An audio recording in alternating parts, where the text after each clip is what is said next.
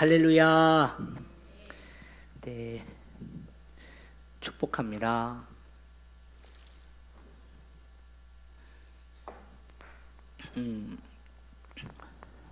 어떻게 더위 속에서도 잘 견디고 계십니까?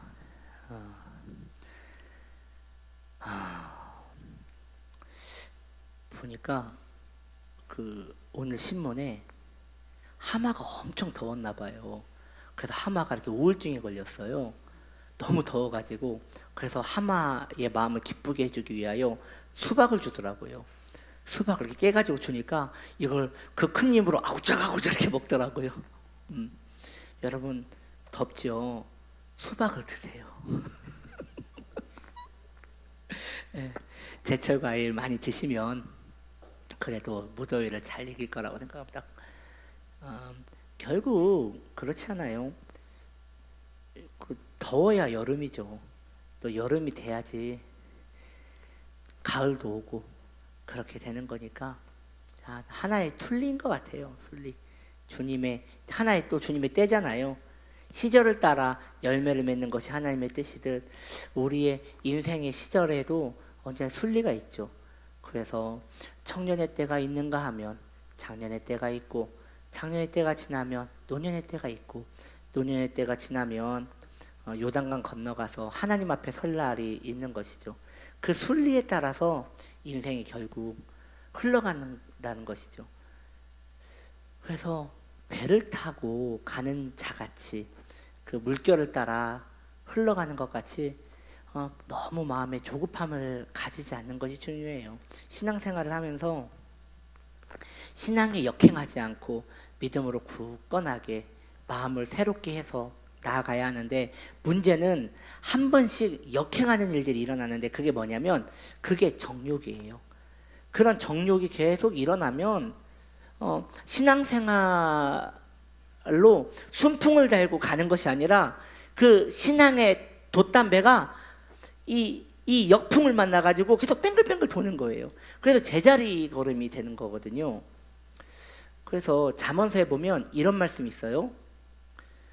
하나님의 은혜에서 계속 벗어나서 정욕의 길을 따라가는 성도를 향하여 뭐라고 하냐면 돌적이 같은 성도다. 돌적이.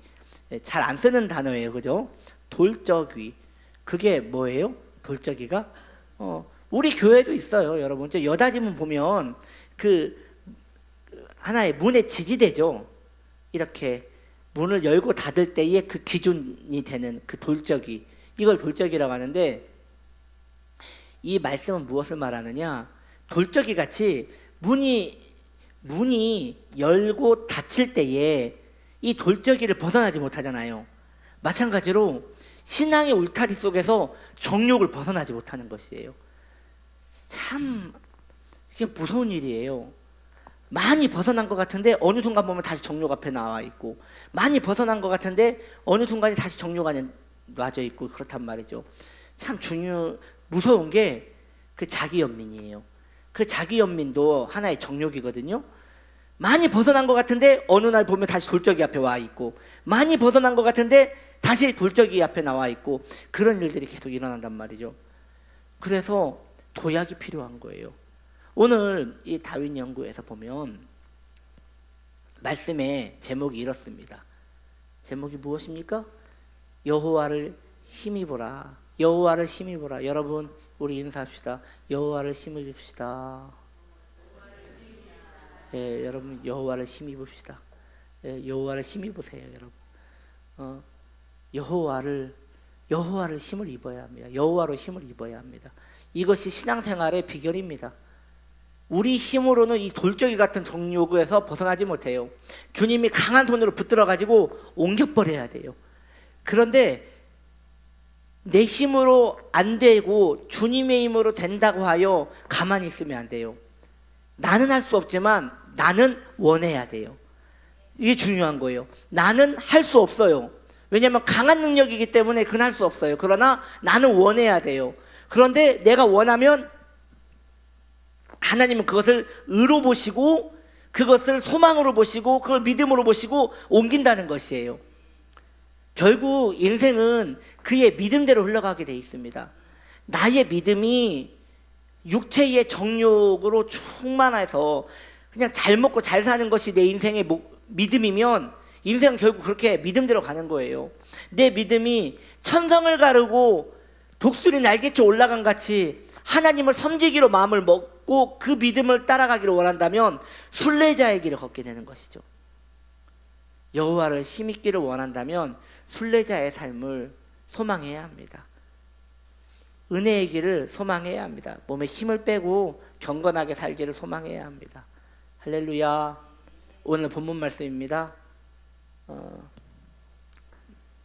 짧죠. 그의 하나님 여호와를 힘입고 용기를 얻었더라. 지금 다윗이 굉장히 공공한 상태에 있지 않아요? 다윗이 지금 어디에 살고 있어요? 다윗이 블레셋 땅에서 시글락이라는 땅에서 살고 있잖아요. 거기에서 지내다가 블레셋 왕의 부름을 받고 전쟁에 참석을 했어요. 거기에 스파이가 있었던 것 같아요.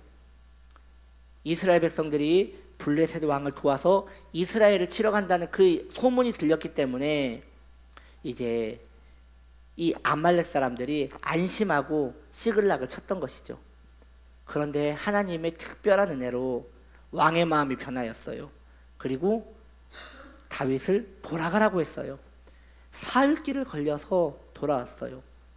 돌아왔더니 시글락이 난장판이 돼 있었죠. 아말렉의 침노를 받아서 말이죠.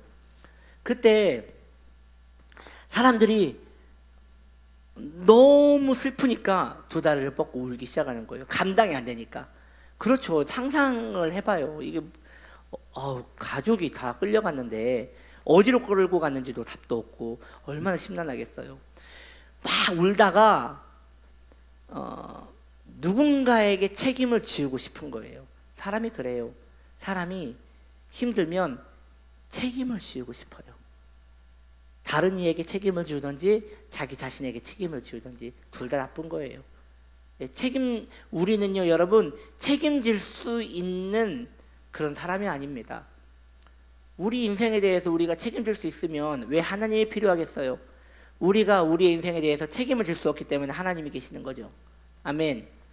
예, 그런 거예요.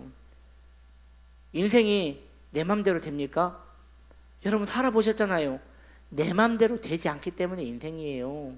인생은 내 맘대로 되지 않아요. 그래서 하나님의 은혜가 필요한 것이고 내가 책임질 수 있는 환경이 아닌 것이에요.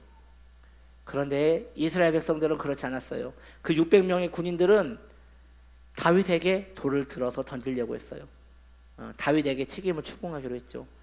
다윗이 마음이 너무 공공하고 두려울 때 하나님께 엎드렸고 이 말씀대로 그의 하나님을 힘입고 용기를 얻었다고 하는 것이에요.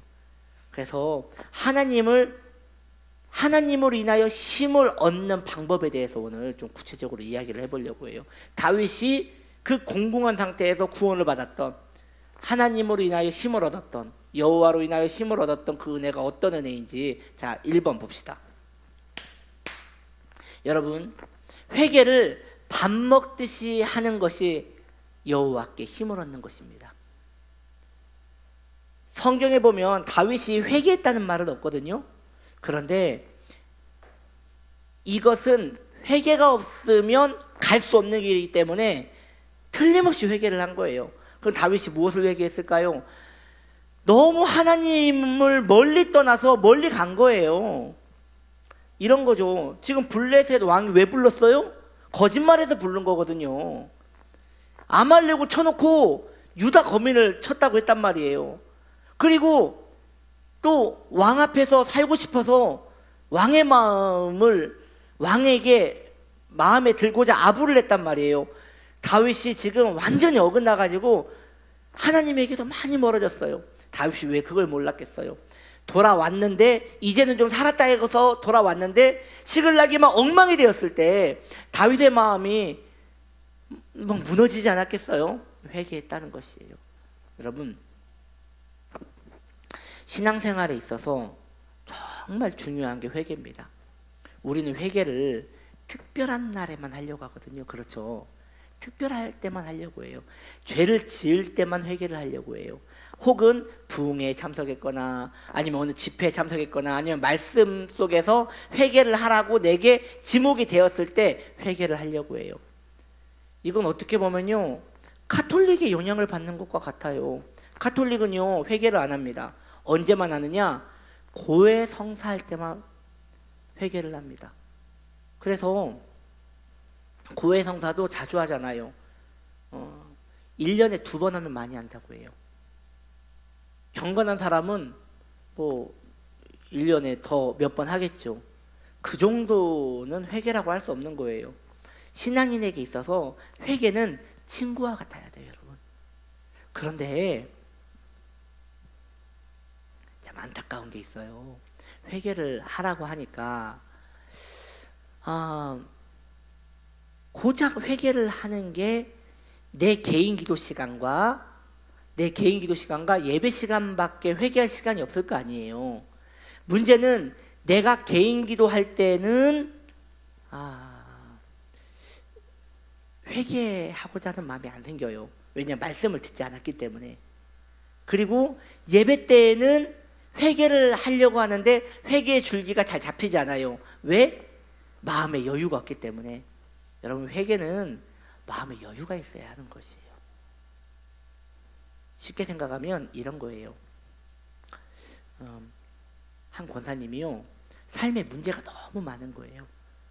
그래서 잠이 안 와요. 잠이 안 오니까 새벽에 나왔어요. 새벽에 나와가지고 예배를 드려요. 그리고 수요 예배에 나와요. 다 가는데 집에 안 가요. 마음이 심란하니까 전 남아서 좀 기도 좀 할게요. 그래요. 금요일도 그래요. 안 나오고. 낮에도 답답해가지고 교회 나와 있는 거예요. 그런데 나와가지고 회개 기도를 하느냐? 회개 기도 안 해요. 와서 그냥 우두커니 있는 거예요. 우두커니 있다가 졸기도 했다가 주여 외쳤다가, 그래도 집에는 가기 싫어가지고 계속 성전에 있는 거예요. 그런데 신기한 게, 그렇게 오랜 시간을 성전에 있다가 어느 날 자기는 문제가 많아서 성전에 있는데, 날 좀 도와달라고 하나님께 기도하고 있는데, 다 내 잘못이네 라는 마음이 드는 거예요. 다 내 잘못이네. 그러니까 뭘 해서 잘못이 아니에요. 갑자기 내 존재가 죄라는 게 느껴지는 거예요. 모든 게 문제라는 게 생각이 드는 거예요. 내가 잘못해서 고리가 잘못 틀어졌고 모든 게 내 문제라는 것이 깨달아지는 거예요. 그때부터는요, 자신의 문제를 놓고 기도하지 않고, 하나님, 내가 죄송하게 되었습니다. 그리고 이렇게 일이 잘못된 것이 당연한 거네요. 보니까 알고 보니 일이 이렇게 잘못된 것이 다 차라리 다행이었네요. 이게 아니었으면 깨닫지 못했을 것이니 주님 감사합니다. 다 내 잘못입니다. 이 문제들이 모두 나에게 일어난 일입니다 라고 고백이 되는 것이에요. 여러분, 그게 회개예요. 그때부터는요, 먹든지 마시든지 회개만 합니다. 회개가 그렇게 좋아요. 왜냐? 마음에 뭔가 무거운 것이 주님께 맡겨진 거예요. 회개라는 것은요, 주님께 그 문제를 맡겼을 때 나와요. 내 존재를 하나님께 맡겼을 때 나오는 거예요. 회개는 그걸 여러분 이해하셔야 돼요. 오해하지 마세요. 회개는 내가 잘못했습니다라고 하는 게 회개가 아니에요. 회개는 내가 하나님께 맡겨드린 것에 대한 결과물인 거예요. 할렐루야. 내가 하나님께 맡겨드리면 그 다음부터는 기도할 게 회개밖에 없다니까요. 누군가를 위하여 중보기도해요. 그 중보기도가 이 사람을 도와달라고 기도를 하다가 그 사람이 주님께 맡겨지면, 하나님, 이 사람을 위해서 기도하지 못한 내 잘못입니다 라고 하면서 그 사람을 위하여 중보기도도 회개기도가 되고, 간구하는 기도도 회개기도가 되고, 그래서 주님과 함께 본고함이 만민이 알게 하옵소서. 내 안에 회개가 하나의 줄기가 되는 것이에요. 그렇게 되면요, 주님 앞에 나오는 게 답답하지가 않아요.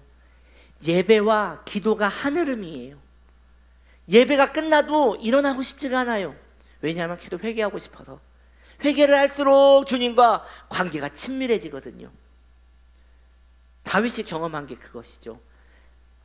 회개를 밥 먹듯이 하게 되는 것이죠. 일상이 되게 하는 것이죠. 우리는 회개가 잘 나오지 않아요.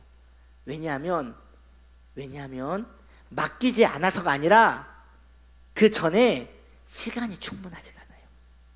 마음이 너무 분주해. 회개보다 중요한 것들이 너무 많아요. 하나님과 관계 맺는 것보다 중요한 게 일상에 너무 많은 것이에요. 참, 그래서 참 부인할 수 없는 게 이 순례자의 영성이에요. 이게 수도원의 영성을 말하는 것이죠. 그 태백산에 예수원이라는 곳이 있다고 하네요. 저도 한 번은 가보고 싶은데 갈 기회가 없어서, 가려면 사실 대천덕 신부님 계셨을 때 갔어야 했는데, 지금 뭐 그분 아드님이 하신다고 하더라고요. 뭐 그분 아드님이 하셔도 굉장히 은혜롭대요. 물론 그 신앙의 흐름은 좀 카톨릭적인 거예요. 그래서 우리하고는 맞지가 않아요. 그런데 그들은 그렇게 얘기하지 않겠지만 이제 좀 복음주의적인 성향은 아니에요.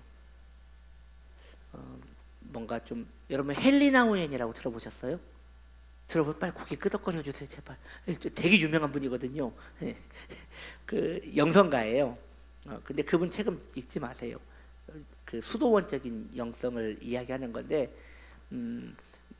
오늘날 현대인들이 참 사랑하던 분이에요. 근데 이제 그분이 이제 너무 이렇게 열려 있었나 봐요. 나중에 그분이 동성애를 해요. 그래가지고 좀 안 좋게 됐는데, 그분 글은 정말 좋았어요. 제가 이런 헬리나 웬이나 이런 영성이나 이런 것들을 왜 이야기하냐면, 그런 메시지는 좋지 않은데 그들의 삶은 흠모해볼 만해요. 무슨 이야기냐? 조용한 곳에서 자기를 버려두는 거예요. 핸드폰도 끄고. 그렇게 한 일주일 있으면 바쁜 내 일상이 좀 정리가 되는 거예요. 강제적으로 내 일상을 끊는 것이죠. 물론 그게 답은 아니에요. 왜냐? 일주일 후에 나오면 똑같아지거든요. 그래서 가장 복음적인 삶은 바쁜 일상 속에서도 강제로 내 흐름을 깨서 하나님께 내 시간을 드릴 수 있는 그런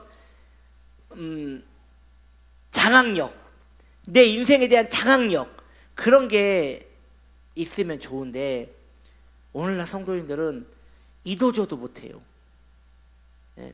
그런 시간을 만들지도 못하고, 그런 시간을 만들지 못하니까 그렇게 은혜 속에 들어가지도 못하고, 그러니까 짬짬이 은혜를 받으려고 몸부림을 친단 말이에요.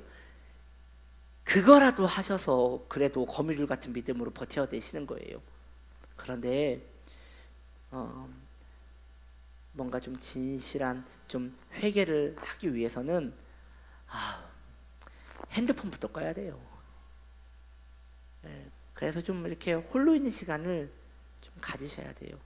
매일 적어도 누구에게 간섭받지 않는 한 3시간의 시간을 자신의 시간으로 만들어서 그 시간을 고요히 예수 그리스도를 바라볼 수 있다면, 그분은 그 회개의 은혜를 회복할 수 있을 것이에요.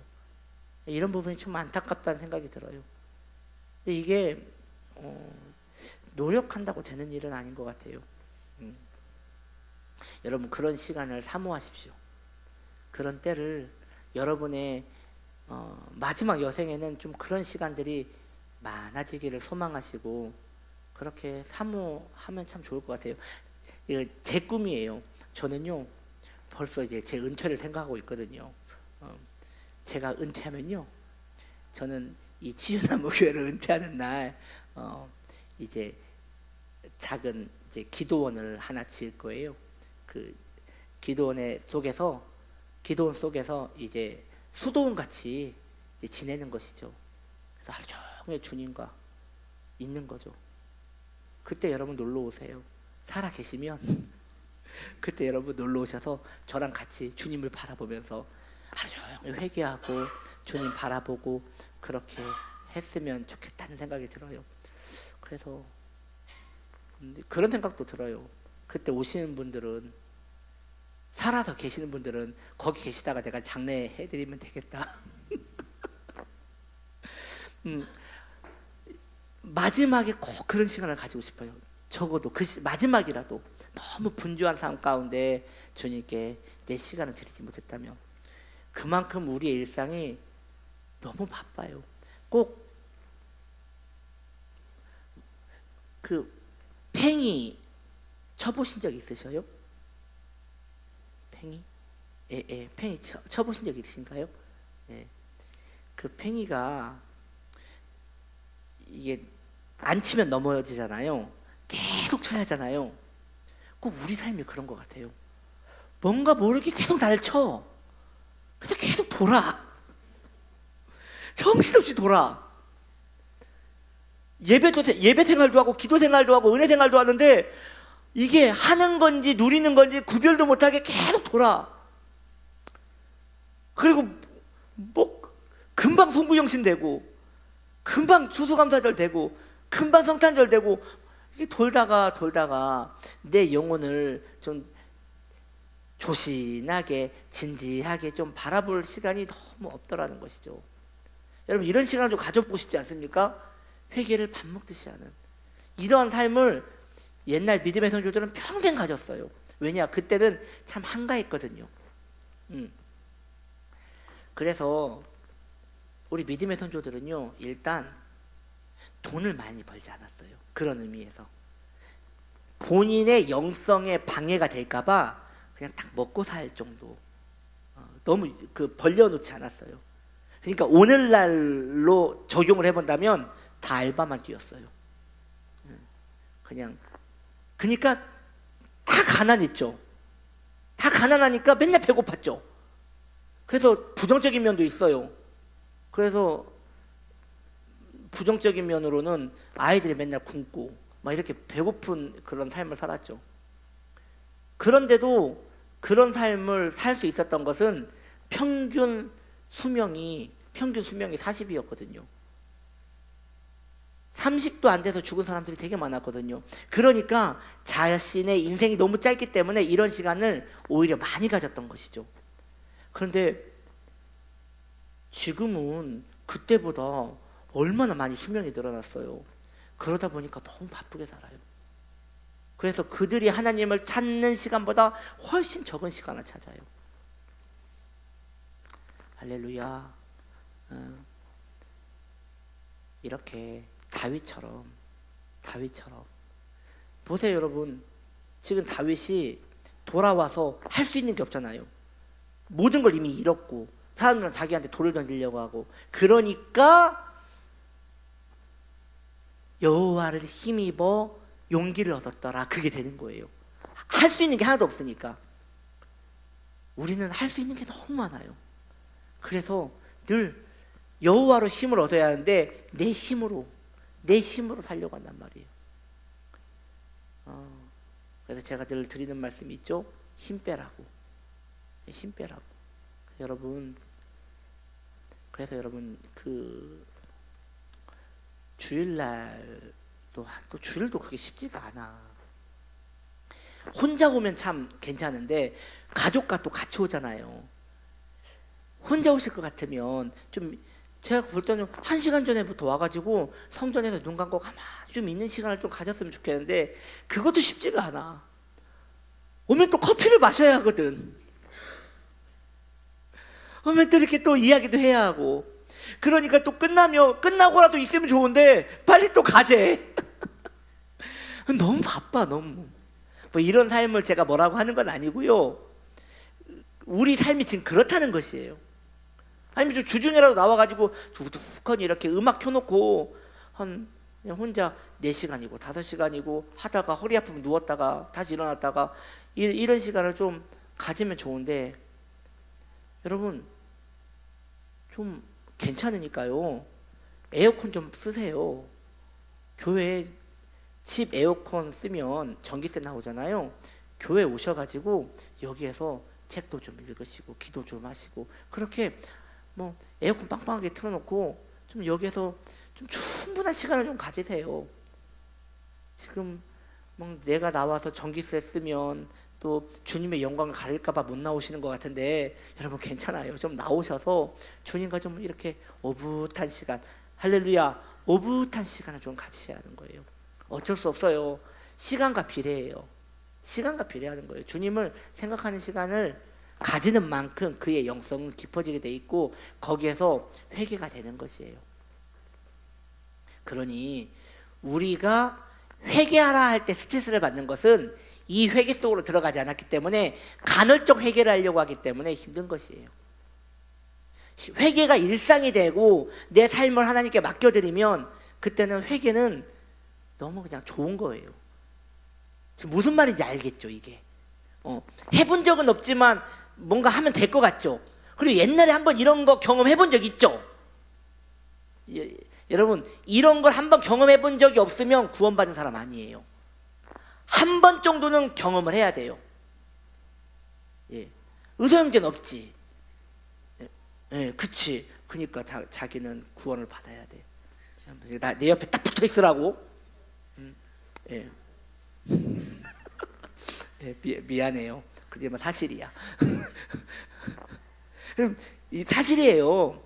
이런 시간을 통과해야 돼요. 그래야지 이런 시간을 사모하게 되는 거예요. 한번 이런 시간을 통과한 사람이 나중에 이런 시간 속에서 살고 싶다라는 소망을 가지는 거지, 이게 뭔지도 모르는 사람은 안 된다는 것이죠. 그래서요, 다윗이 나중에 성전 짓는다고 막 좀 속된 말로 설치잖아요. 하나님 하지 말라고 하잖아요. 넌 손에 피가 많이 묻었으니까 가만히 있으라고, 네 아들 통해서 하겠다고. 그런데 다윗이 그때 뭘 한 줄 아십니까? 성전을 짓고 싶은데 하나님이 거절하시니까 뭘 하느냐, 뜰에서 하루 종일 있어요. 하루 종일. 다윗은 이걸 아는 사람이에요. 그래서 거기서 하루 종일 있으면서 뭐 했겠어요? 회개하는 거예요. 내 손에 피가 묻었구나. 어쩔 수 없는 거잖아요. 군인이 손에 피 묻히는 게 뭘 죄예요? 그런데 죄여서 회개하는 게 아니라니까요. 회개는 관계예요. 관계. 내가 하나님께 나를 맡기면 그게 회개가 되는 거예요. 두 번째, 어떻게 하면 여호와로 인하여 힘을 얻어요?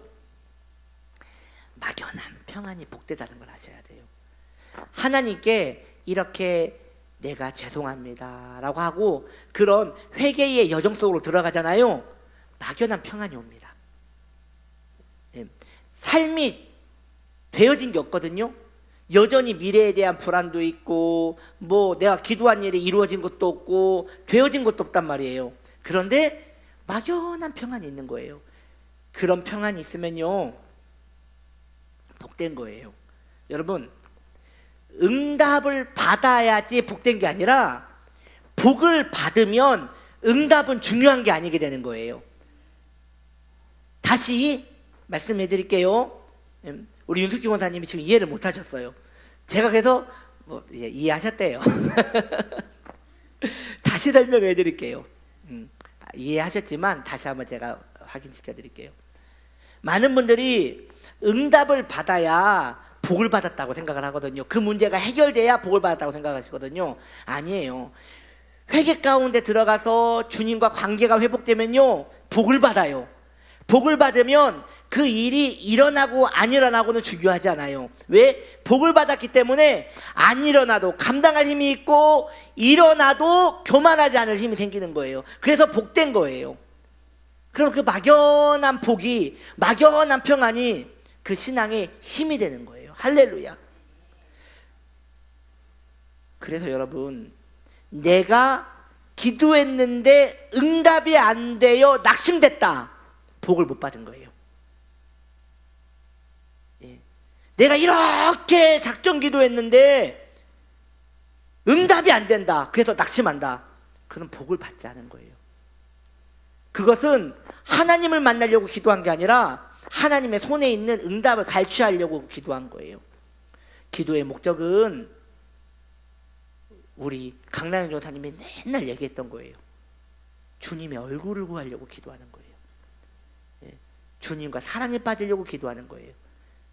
그래서 주님의 얼굴을 배우면 막연한 평안이 오는 거예요.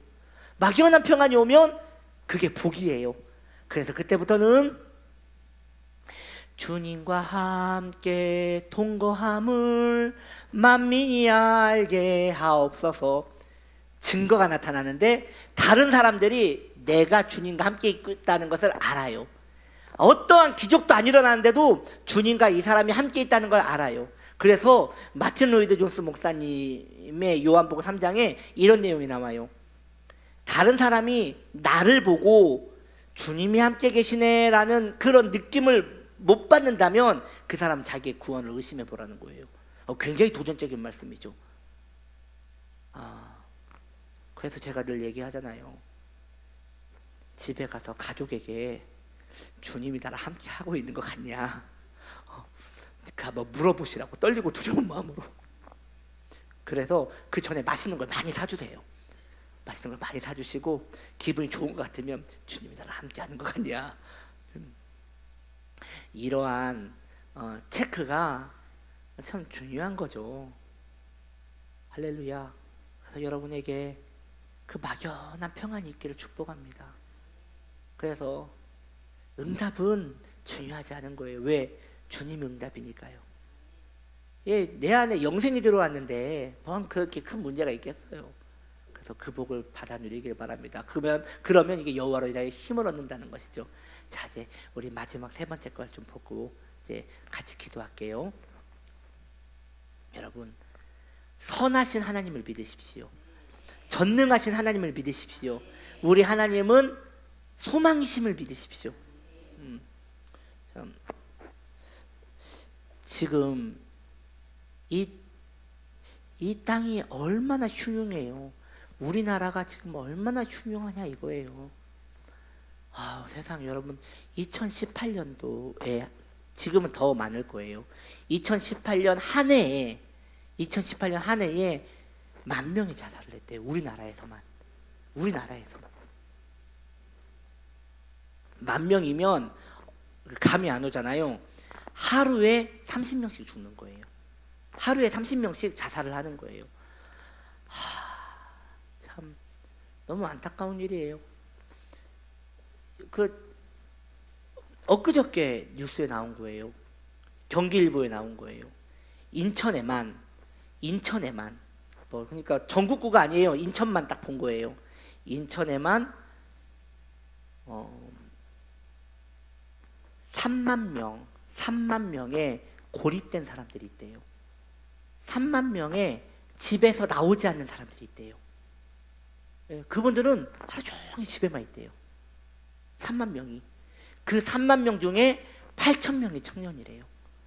그 청년 중에 한 명은 고등학교 졸업하고 지금 40이 됐는데 한 번도 밖에 나온 적이 없대요. 그럼 뭐 하는 거예요? 집에서 하루 종일 게임하는 거예요. 그런 사람이 인천에 청년만 8,000명이 있대요. 우리나라가 지금, 원래 우리나라는 나름 마약 청정국가였거든요. 그래서 마약이라고 하면 뭐 화들짝 놀래는 그런 나라였단 말이에요. 근데 지금은 이제 마약을 파는 것을 던지기 수법으로 판다고 하네요. 여기 어떻게 되는 거냐면 그냥 마약을 동네 어디에 바위 밑에 이렇게 숨겨 놓는 거예요. 그리고 원하는 사람이 이제 그걸 알려주면, 그 코인이나 돈을 보내면 그 장소를 알려주는 거죠. 그러니까 누가 가져가고 누가 했는지 알 길이 없는 거예요. 경찰이 잡을 수가 없대요. 그래서 우리나라가 지금 마약의 허브 역할을 하고 있다고요.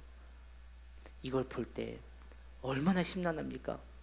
여러분, 지금 이 온난화가 갑자기 일어난 게 아니라 앞으로 더 심해진다고 하잖아요. 지금 북극은 빙산이 높고, 그래서 지금 이 북극곰이 갈 곳이 없다고 해요. 왜냐, 빙산이 녹으니까. 근데 또 이러한 우리나라는 또 너무 덥고, 다들 이야기해요. 말세라고, 정말 끝난 것 같다고. 그러다 보니 뭐 기독교가 뭐 어디 설 곳이 있겠어요. 뭐 여러분, 동성애는 말할 것도 없고요. 요즘은 드라마에서 동성애 옹호하는 내용을 한 번씩은 다 다룹니다. 꼭 법을 다루듯이 꼭 한 번 다뤄요. 그만큼 이 나라에 동성애자들이 많은 거예요. 그들의 동정을 얻으면 인기 때문에 시청률이 올라간다는 걸 아는 거예요. 자, 심란하지 않아요? 심란하죠? 하나님이 소망입니다. 제가 지금 이 이야기를 하려고 이 심란한 얘기를 하는 거예요. 하나님을 믿으세요. 하나님이 우리의 소망임을 믿으세요. 그러니까 다 무너져도, 이스라엘 백성들이 돌을 던지려고 손을 들어도, 그때 성도라면 할 말은 무엇이냐? 성도가 할 말은 하나님은 그래도 소망이십니다. 아멘. 그래서 예수 믿는 사람은 답이 없는 사람이에요. 예수 믿는 사람은 언제나 끝이 하나님은 소망이십니다라고 하고 정리를 딱 끝내는 사람이에요. 그래서 여러분들의 입술에서 부정적인 말을 할 수 있어요.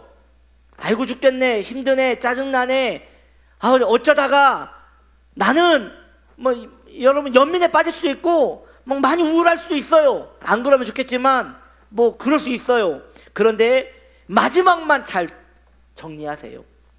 그래도 하나님으로 인하여 나에게 소망이 있습니다. 왜냐? 하나님이 소망이기 때문에. 이 땅에 소망이 있는 게 아니라 하나님이 소망이기 때문에 나에게 소망이 있습니다. 하나님이 소망이니까 나에게 소망이 있단 말이에요. 따라합시다. 하나님이 소망이니 나에게 소망이 있습니다.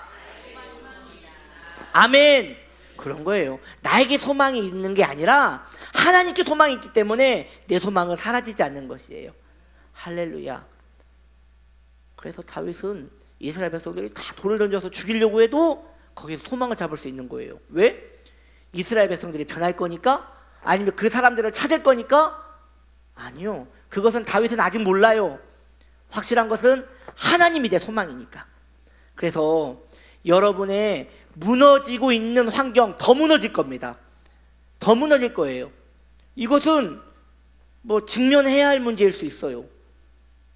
우리의 몸은 더 아플 수 있고요. 환경은 더 오염될 수 있고요.